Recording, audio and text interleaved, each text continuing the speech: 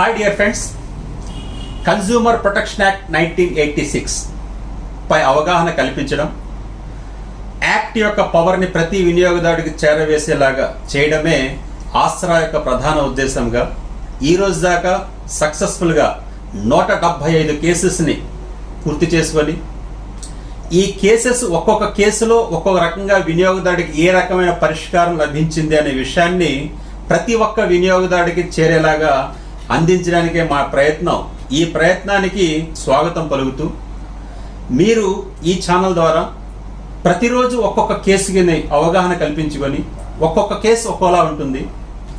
Cases ఎలాంటి కేసెస్లో మీరు సహాయం పొందడానికి కోర్టుకు రావచ్చు, ఎలాంటి కేసు విషయంలో ఒక వినియోగదారుడిగా మీరు మీ హక్కుల్ని కాపాడుకోవచ్చు అనేది ఉపయోగపడుతుందని మా ఈ ప్రయత్నం. సో ప్రతి ఒక్క వినియోగదారుడు దీన్ని సబ్స్క్రైబ్ చేసుకొని ఈ యొక్క కేసెస్ని అవగాహన కల్పించుకోవాలని చెప్పేసి చేస్తున్నాం. అయితే ముందుగా నా పరిచయం మీ అందరికీ తెలుసు. నా పేరు Habib Sultan Ali. I'm the practising advocate and founder of Aasra. అయితే ఆస్రా అన్న పదం రాగానే ఈ మొట్టమొదటి కేసు, నా ద్వారా ఫైల్ కాబడిన మొట్టమొదటి కేసు, ఈ కేసే నేను ఈరోజు గర్వంగా చెప్పగలుగుతాను. ఆస్రా యొక్క ప్రారంభానికి వినియోగదారులకి ఒక రక్షణ కల్పించి వినియోగదారులకు ఏదో చేయాలని దానికి నాంది పలికిన కేసు ఈ కేసు అండి. So today I want to give the case information.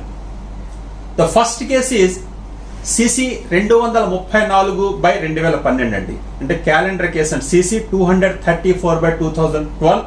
The first case was filed by in person by me. District consumer forum Visakhapatnam 2లో మొట్టమొదటి కేసు ఫైల్ చేయడం. దీనికి బాధితుడు నేనే.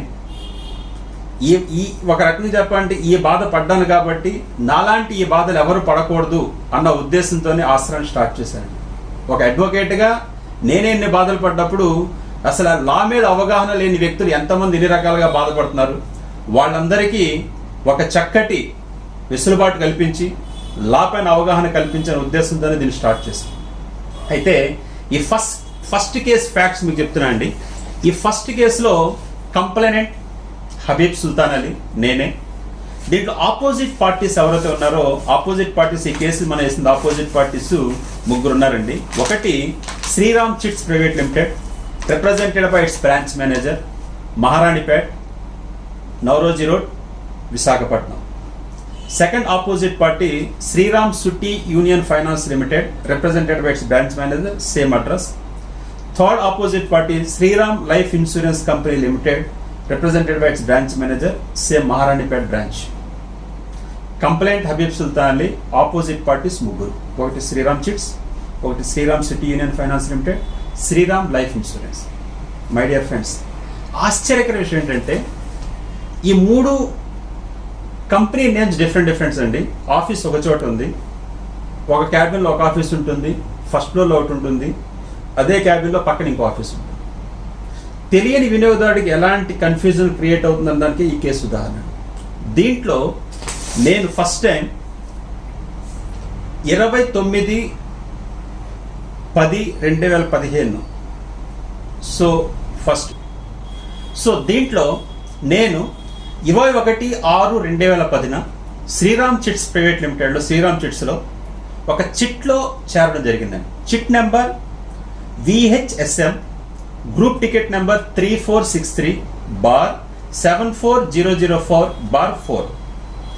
ఈ చిట్ స్టార్ట్ అయింది 21/6/2010. అయితే ఈ చిట్లో every month subscription 10,000 rupees per month for 30 months. So total chit values 3 lakhs. ఈ చిట్లో సబ్స్క్రైబర్గా నేను చేరి ఎవ్రీ మంత్ రెగ్యులర్గా 10,000 రూపీస్ డివిడెంట్ ఏదైతే పోందో డివిడెంట్ పోను రెగ్యులర్గా ఎవ్రీ మంత్ పే చేస్తూ వచ్చినప్పుడు ఆన్ 21/6/2010 21/6/2010లో ఐఆమ్ ద సక్సెస్ఫుల్ బెడ్డర్ అండి. అంటే ఒక 20 months పే చేసిన తర్వాత ఈ చిట్లో సక్సెస్ఫుల్ బెడ్ రావడం జరిగింది.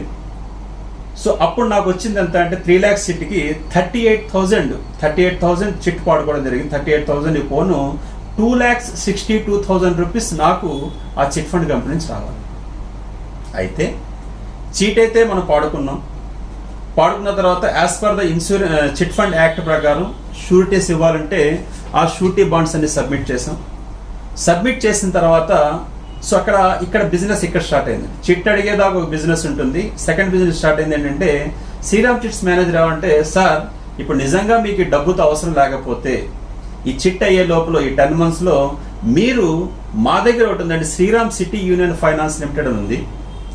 ఈ డబ్బులు దీంట్లో డిపాజిట్ చేసుకుంటే మీకు మంచి ఇంట్రెస్ట్ వస్తుంది. ఆ ఇంట్రెస్ట్ తోటి మీరు చిట్ పేమెంట్ చేసుకోవచ్చు. ఒకేసారి ఈ ఇంట్రెస్ట్ వస్తుంది, మీరు పే చేయకుండా చిట్ కూడా తీసుకోవచ్చు. అంటే మనిషికి ఒక సహజంగా ఒక ఆశ ఉంటుందండి.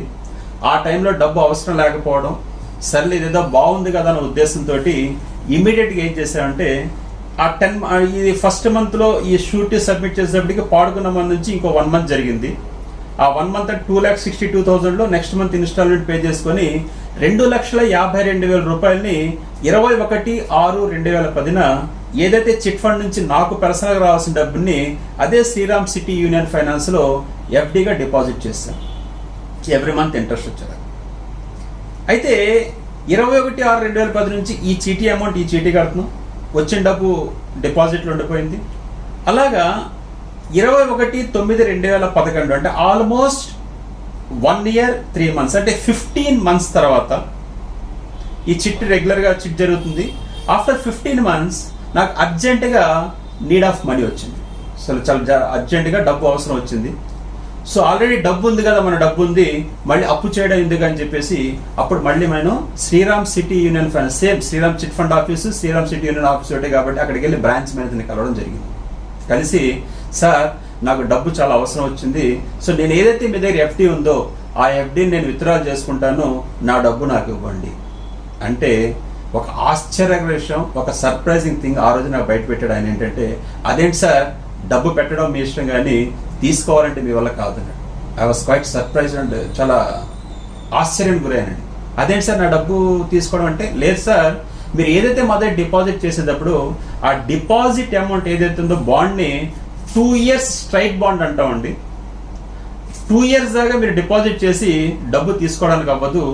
మీరు ఒకవేళ ఇప్పుడు డబ్బు తీసుకోవాలంటే ఏదైతే 14 నెలల కాలం గడిచిందో ₹1 ఇంట్రెస్ట్ కూడా లేకుండా, మీరు మంచి కస్టమర్ కాబట్టి నేను కంపెనీకి రికమెండ్ చేసి ఇంట్రెస్ట్ లాస్ అవుతానంటే మీకు అసలు ఇప్పించగలరు. అది కూడా చాలా ఇంపార్టెంట్ విషయంలో ఇలా ఎవరికి వద్దంటే 2 years దాకా ఆగాల్సింది.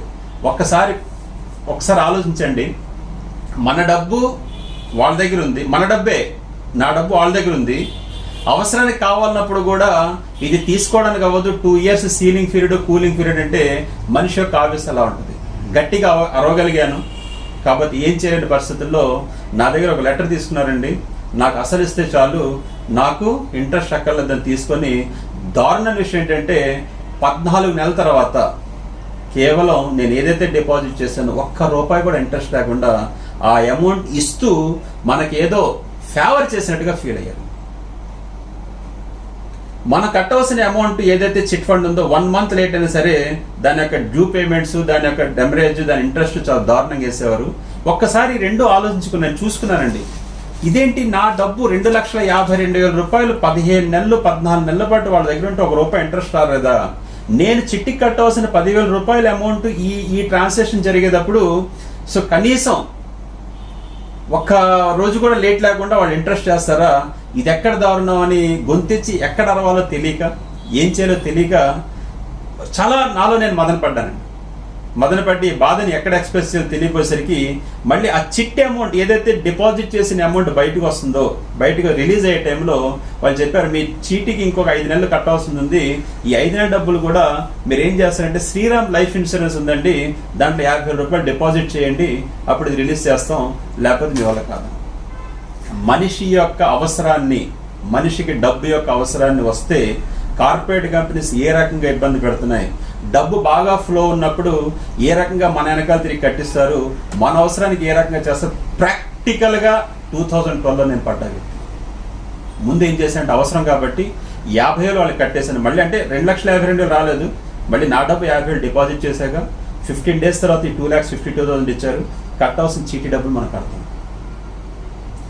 కట్టాను ముందు తీసుకున్న డబ్బు, కానీ మనసంతా చాలా బాధగా, ఏంటి ఇంత అన్యాయం జరిగింది, ఏం చేయాలి ఏంటి మన కార్పొరేట్ కంపెనీస్ ఏం చేయలేము. అంటే మనం ఇవ్వాల్సిన దాంట్లో 10,000 రూపాయలు కూడా ఇంట్రెస్ట్ కట్టాలా, వాళ్ళ దగ్గర నుంచి రావాల్సిన దాంట్లో 2,52,000 రూపాయలు కూడా 15 నెలలైనా ₹1 రాదా అని ఆలోచిస్తున్న టైంలో నా కొలీగ్ అడ్వకేట్ నరసింహరావు గారు, ఇప్పుడు నేను ప్రాక్టీస్ చేస్తున్నా, ఇద్దరు కలిసి శ్రీనివాసరావు గారని ఇంకో అడ్వకేట్, మా గురువు గారు సత్యనారాయణ గారు ప్లస్ షరీఫ్ గారు, ఎందరితోటి నా బాధను చూస్తుంటే ఆ 4 అడ్వకేట్స్ కూర్చొని ఏంటి బాధపడుతున్నాం, ఏం చేస్తున్నట్టు సార్ ఇంత మోసం జరుగుతుంది, దీన్ని ఏదో చేయాలంటే ఒకటి చెప్తున్నాను మై డియర్ ఫ్రెండ్స్, సీనియర్ అడ్వకేట్స్కి కన్జ్యూమర్ కోర్టు మీద టైం పెట్టడానికి టైం ఉండదు, జూనియర్ అడ్వకేట్స్కి అవగాహన ఉండదు.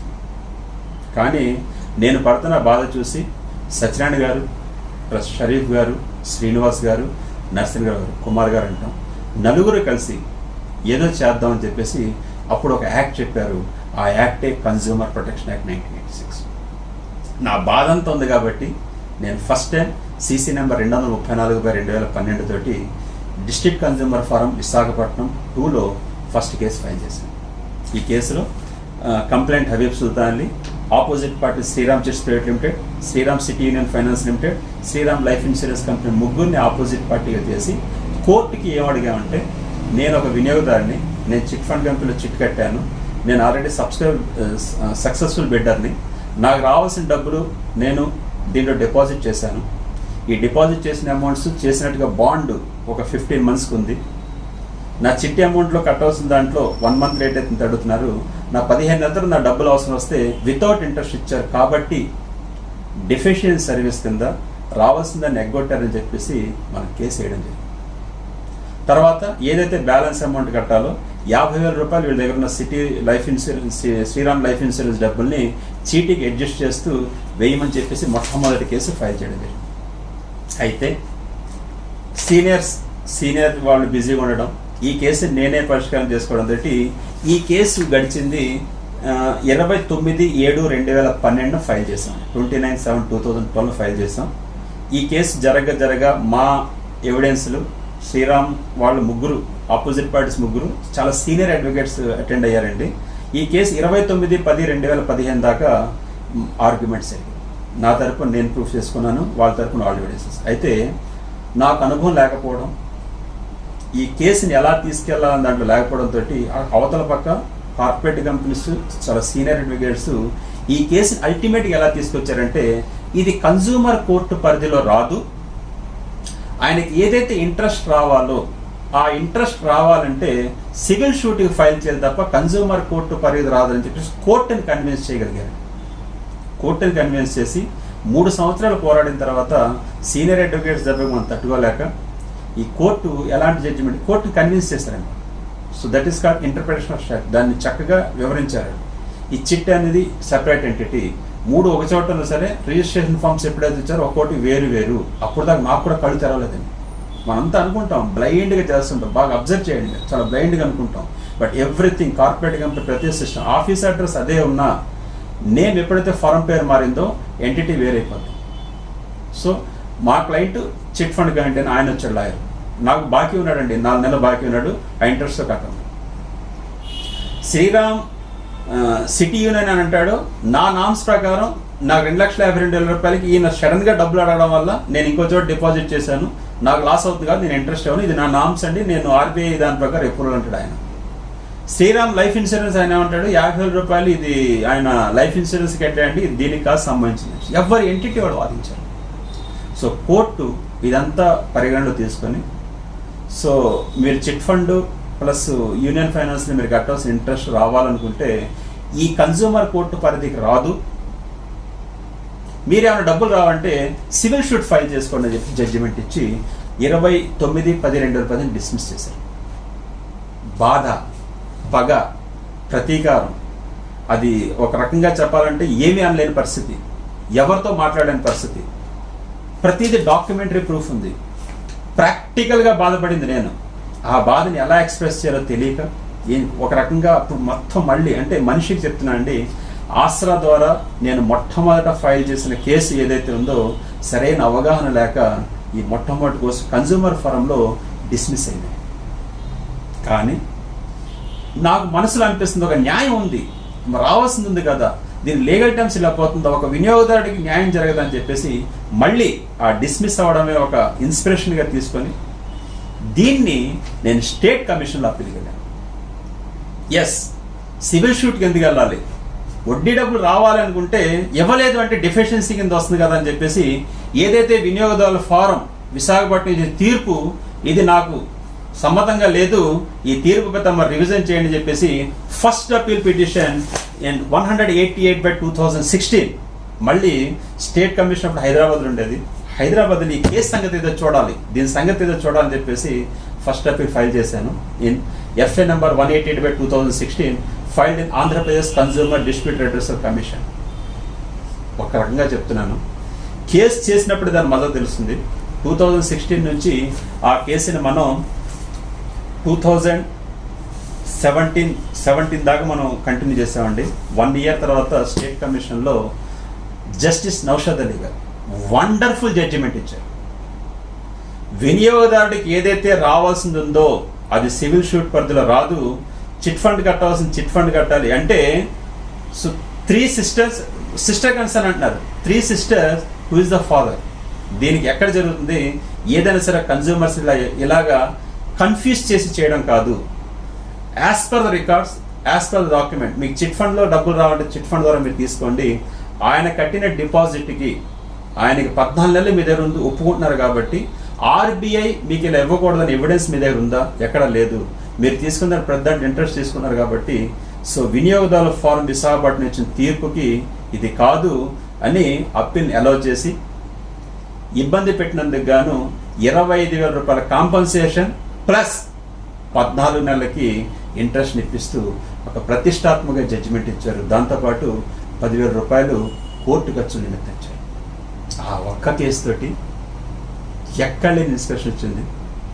సో ఈ ప్రయాణంలో so first case of Asara, my life experience, this the main object and main concept why I started this Asara. అంటే ఇన్ని రకాలుగా ఇంతమంది సీనియర్ అడ్వకేట్స్ని పట్టుకొని ఇంత ఎడ్యుకేషన్ చేస్తున్నప్పుడు మనం ఇబ్బంది పడుతుంటే ఇలాంటి కామన్ మ్యాన్స్ ఎంతమంది ఉన్నారు అనే విషయంలో దృష్టి చేసుకొని నేను ఈ ఆసనం స్టార్ట్ చేశాను. అలాగే నెక్స్ట్ డే మరి ఇంకో కేసు గురించి చెప్తాను. సో అల్టిమేట్గా ఒకటే మీకు చెప్పేది ఏంటంటే corporate companies they are misguiding us, they are misguiding to the consumers. I request each and every consumer, ప్రతి కన్స్యూమర్ కూడా please know about your rights. మీ రైట్స్ మీరు తెలుసుకోండి, కన్ఫ్యూజ్ అవ్వద్దు. ఏదైనా సరే డాక్యుమెంటరీ ప్రూఫ్స్ తీసుకోండి. చూడండి ఎంత దారుణం అంటే మనం డిపాజిట్ చేసిన డబ్బుకు కూడా 14 నెలల తర్వాత తీసుకుంటా అంటే ఇంట్రెస్ట్ ఎవరంటే ఆ బాధ ఎలా ఉంటుంది గురించి, ఆ బాధ నుంచి వచ్చిన ఉజ్జల్నే నేను ఆ రోజు ఆలోచించాను. ఒక అడ్వకేట్గా నేనే బాధపడుతున్నప్పుడు ఎంతమంది ఎలాంటి బాధపడుతున్నారు, ఆ బాధల్ని పక్కన పెట్టాలి అని వచ్చిన ఆలోచన దృక్పథమే ఆసరా.